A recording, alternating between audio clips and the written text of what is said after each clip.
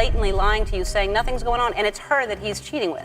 Yeah, betrayal is really a devastating thing. At the end of any marriage is very sad. At 60, Shania Twain finally exposed what she had buried for decades. For years, people whispered about the beatings inside her childhood home. They questioned why her voice suddenly failed at the height of her fame.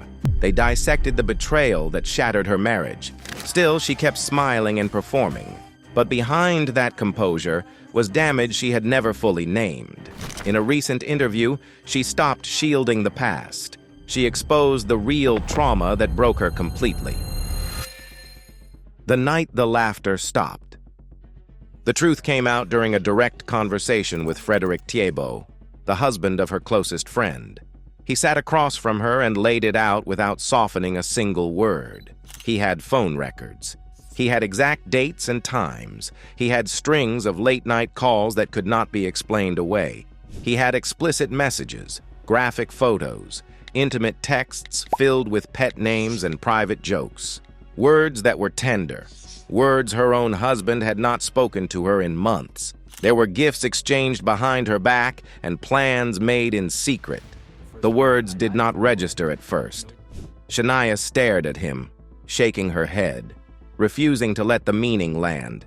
She kept repeating, "He wouldn't dare do that. He wouldn't hurt me this way."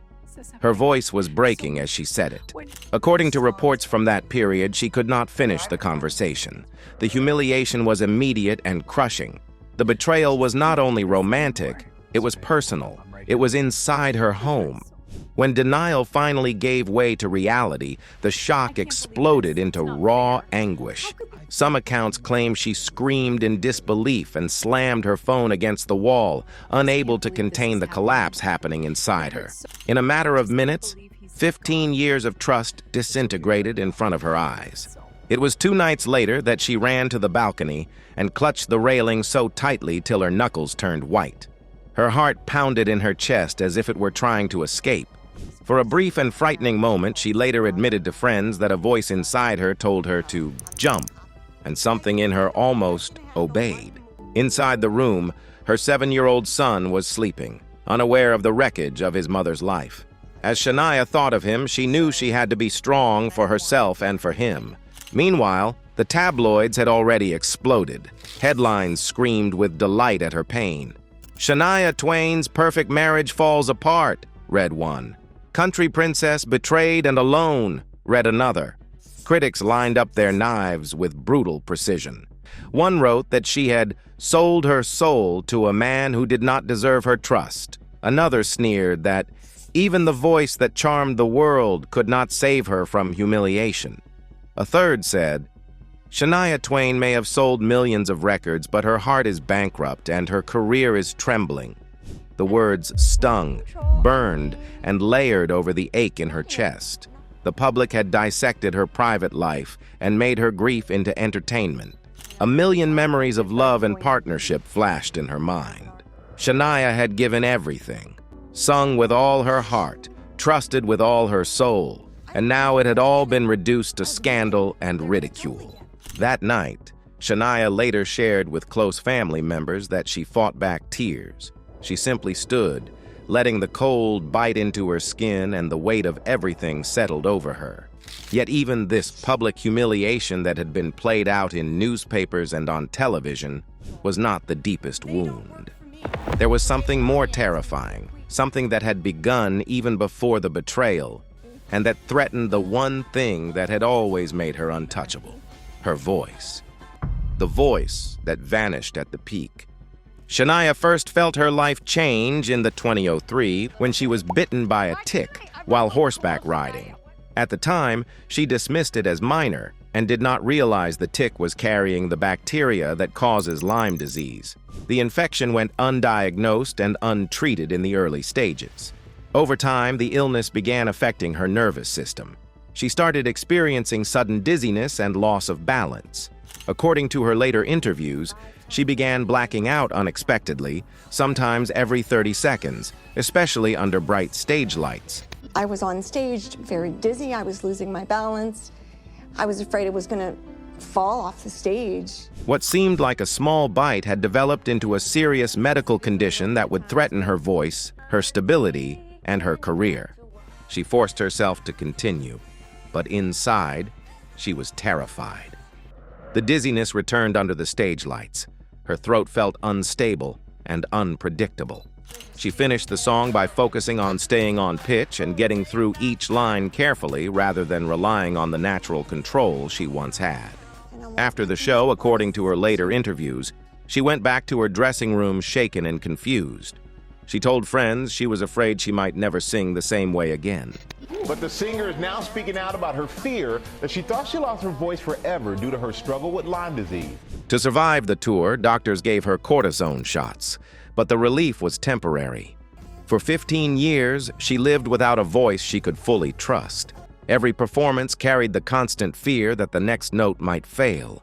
Doctors eventually diagnosed her with dysphonia, a nerve damage to her vocal cords, and she faced a future where her most important tool might never return. In 2018, Shania Twain underwent open-throat surgery after being diagnosed with dysphonia, nerve damage linked to Lyme. According to insiders, as she stepped through the hospital doors, she tried to stay composed, but a tear slipped down her face. She was thinking about whether she would ever sing again. Before the procedure began, some reports state that she reached for the surgeon's hand and asked quietly, "Can I trust you?" He smiled and squeezed her hand firmly. That simple gesture steadied her. She nodded and let go.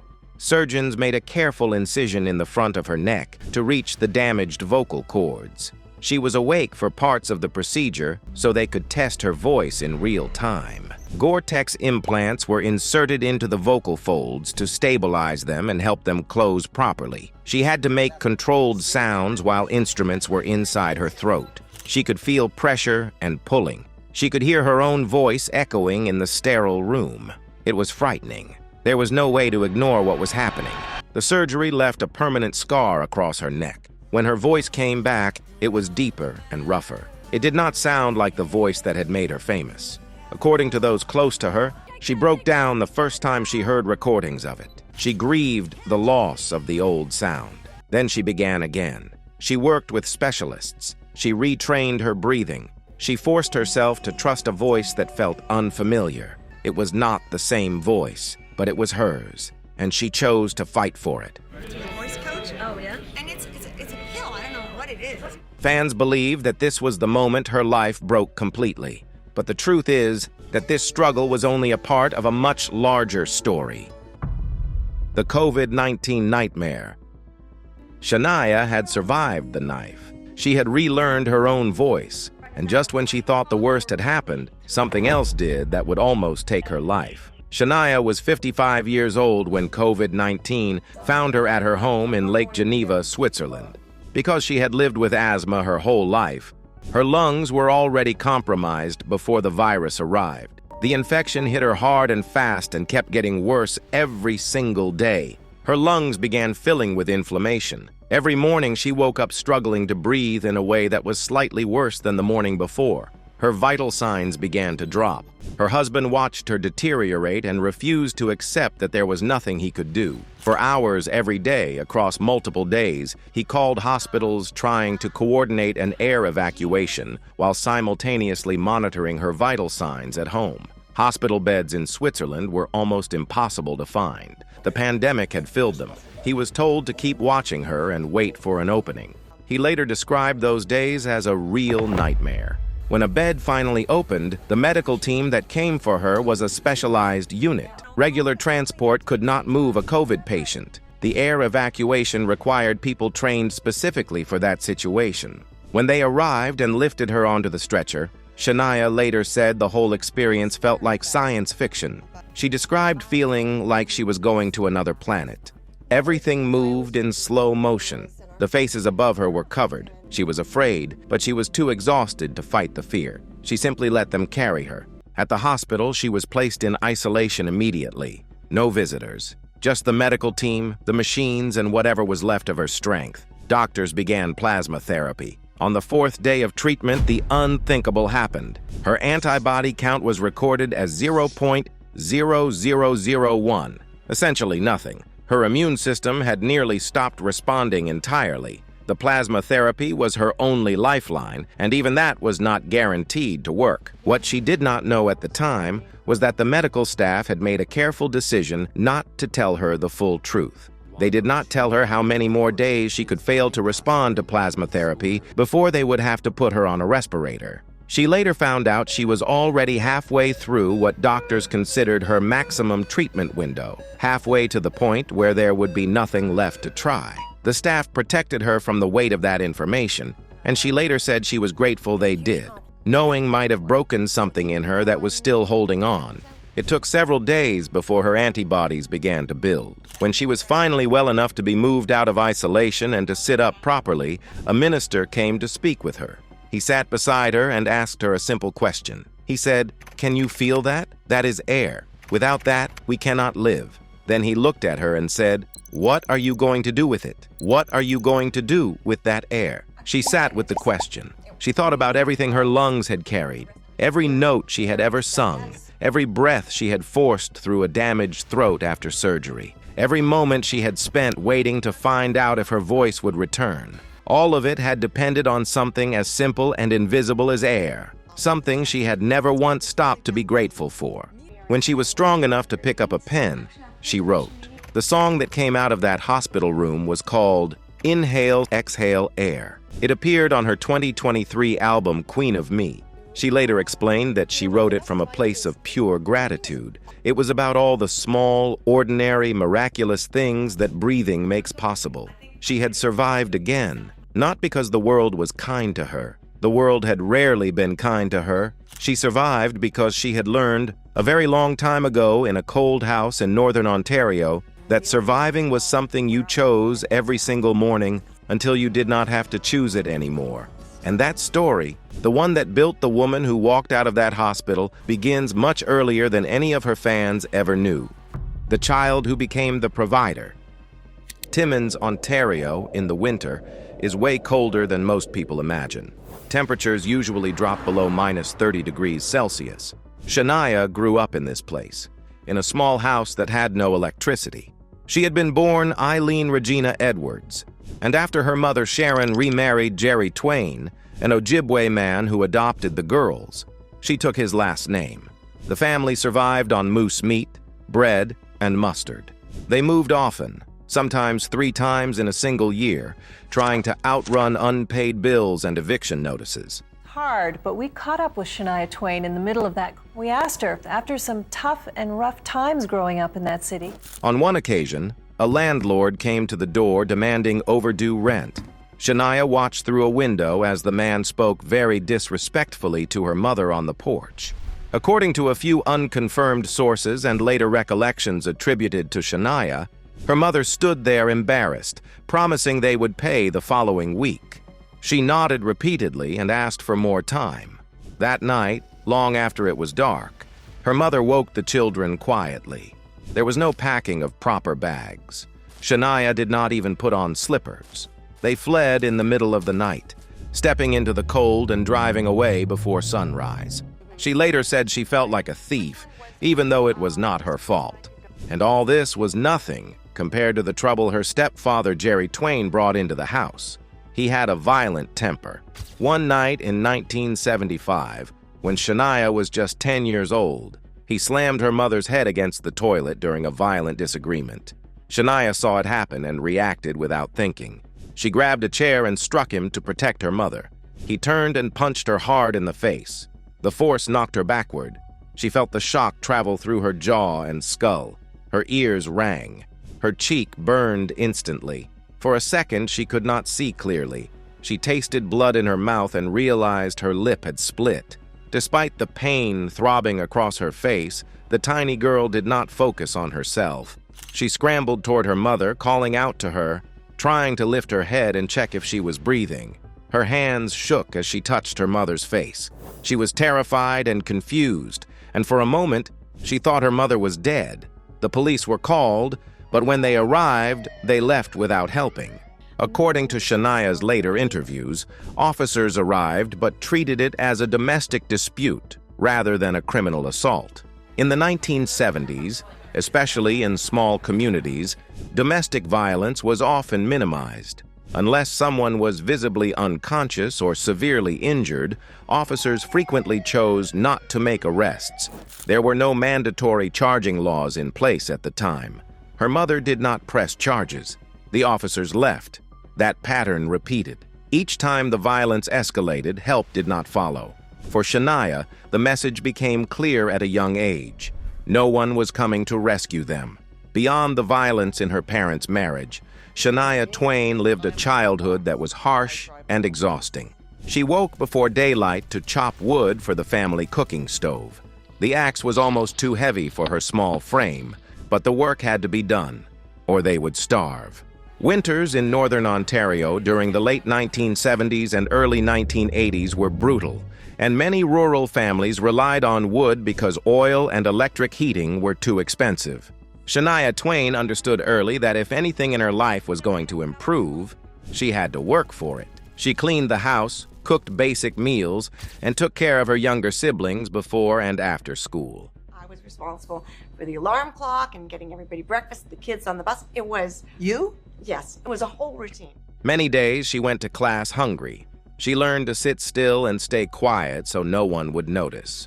By 1968, when she was only 3 years old, she was already singing around the house, and her mother noticed her voice and began entering her in small local talent shows, sometimes driving hundreds of miles despite having almost no money. Those drives cost more than the family could afford, but her mother believed in her voice enough to sacrifice anyway. At 5 years old, she won her first prize, a small ribbon and $5. By 6, she was performing on a local radio station. Soon, she began singing in local bars to bring home $20 at a time. Each show lasted several hours. She was on her feet until past midnight, while other children her age were asleep in warm beds. She took you to bars and you sang in the middle of the night when a kid should be sleeping, but you sang. She took a risk by taking you out there. By 10 years old, she had already performed in more than 100 bar shows. The rooms were filled with cigarette smoke and adult conversations she did not understand. She stood on small stages late at night while men drank and stared. She wrote and sang "Mama, Won't You Come Out to Play" during those years. The song was never commercially released. She later explained that she wrote it while living through violence at home and about her mother's depression. Singing those words in public meant exposing something she was trying to survive in private. She felt ashamed and exposed, but she kept performing because the money mattered. She quickly learned that the stage did not protect her. According to her later interviews, older men would make comments about her body. Some tried to touch her when she walked past tables. One man once grabbed her, and after that, she began wearing tight bras and extra layers to flatten and hide her growing body. She avoided eye contact. She kept her head down between songs. There were nights when men were drunk and rude, when hands reached too far, and she had to pull away while still trying to smile and finish the set. But even that was not the worst part of her childhood.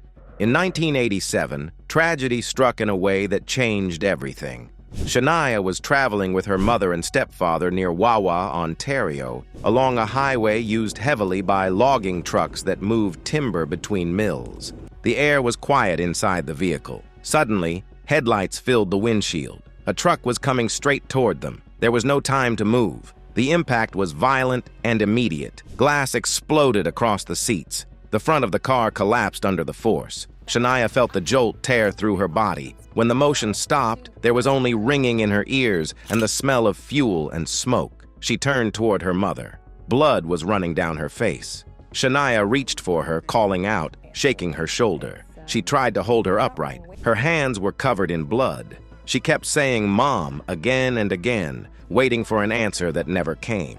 People gathered. Sirens followed. Strangers pulled her from the wreckage. She fought to stay near her mother. She was crying, disoriented, trying to understand why her mother would not open her eyes. By the time emergency responders arrived, it was over. Her mother and stepfather were gone. Shania was left standing on the side of the road, alive, watching the stretcher carry away the only parent she had left. In the days that followed, she faced arrangements that most people her age had never considered. She met with funeral directors. She signed paperwork. Shania became the legal guardian of her younger siblings. The dream she had carried of leaving for Nashville to pursue music full-time was no longer possible. There was no one else to take over. She was the adult in the room. Financial pressure intensified quickly. Insurance did not solve everything. Bills continued to arrive. At one point, thieves broke into her house. They took items that had value and some that only had meaning. The break-in left more than financial damage. It left fear. The sense of safety that had already been shaken by the accident was damaged again. Shania worried about her siblings and about what might happen next. There were nights when she slept lightly, alert to every sound. For comfort and protection, she slept with a dog beside her. The dog became a steady presence in a house that felt unstable. She took a job singing at Deerhurst Resort in Huntsville, a large performing arts venue that staged full theatrical productions every night. She performed in front of hundreds of people per show, singing, dancing, and acting, all while coming home to 3 siblings who needed feeding, helping with homework, and putting to bed. She did this for 5 years, from 1988 to 1993, before she finally made her move to Nashville. The Queen, who never felt safe. In 1993, Shania finally made her move to Nashville. She was 23 years old, and she had waited long enough. She signed with Mercury Records, but Nashville had rules and Shania did not fit them. Her demos were rejected. She cleaned houses to pay for singing lessons. Some nights, she did not have a guaranteed place to sleep. In 1993, her debut self-titled album came out and sold only 100,000 copies. She earned just $1 per sale, wrote only 1 track on the entire album, and had almost no creative control. She was 28 years old with a failed album and very little to show for everything she had sacrificed. That same year, a rock producer named Robert John Mutt Lang heard her music. He had worked with Def Leppard and AC/DC and was one of the most respected producers in the world. He called her. They fell in love fast and completely. 6 months later, they were married. He was the first person in the music industry who truly believed in her, who heard what she was capable of and refused to let it go to waste. Together, they built something Nashville had never heard before. For a while, he was everything before things would later fall apart. She performed in front of hundreds of people per show, singing, dancing, and acting. Shania released The Woman in Me, and it exploded across the world.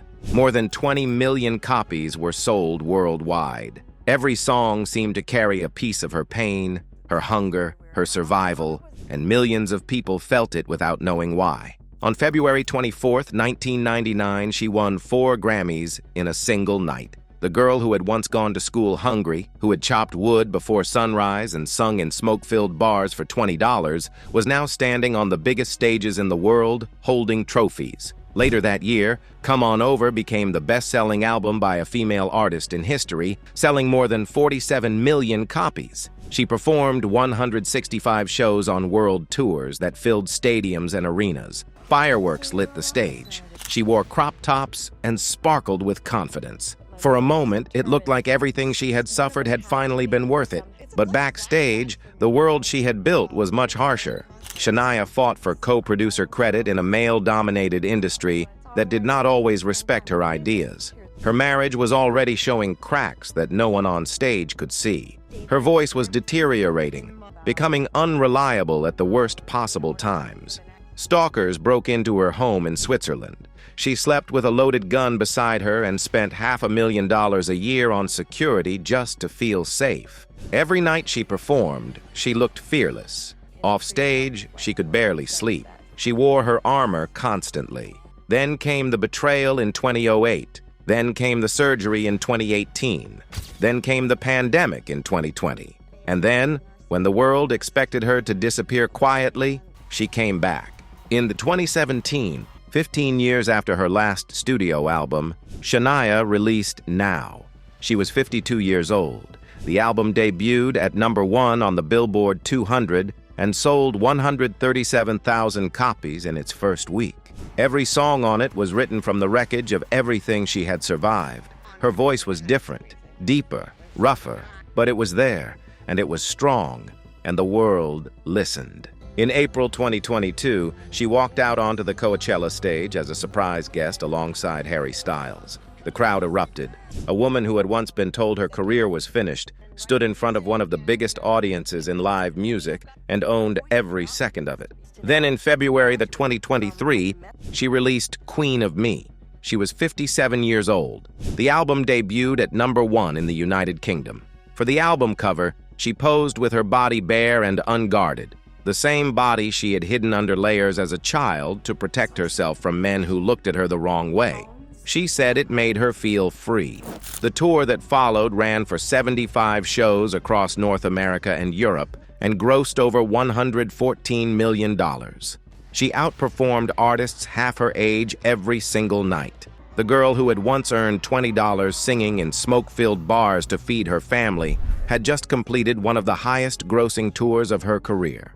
And that is the part the rumors never understood. Shania had survived decades of fear, grief, and responsibility long before anyone knew her name. Survival had built her strength, but it had also built layers of protection that people mistook for invincibility. She had always been fighting battles no one could see. At 60 years old, she finally explained what was really underneath it all. The confirmation that changes everything. For years, people speculated that the divorce from Robert John Mutt Lang broke Shania Twain in a way she never fully recovered from. At 60, she finally confirmed something deeper than heartbreak. In interviews and in her memoir, she admitted that the affair did not just hurt her as a wife. It triggered something much older. She said the betrayal made her feel like a little girl again, not protected, not safe, replaceable. She has spoken about how the humiliation went beyond romance and cut into her sense of worth. In her own words, "I hit bottom." She did not present herself as strong in that moment. She presented herself as shattered. She has openly acknowledged that when she discovered the relationship between her husband and her close friend, the emotional pain felt familiar.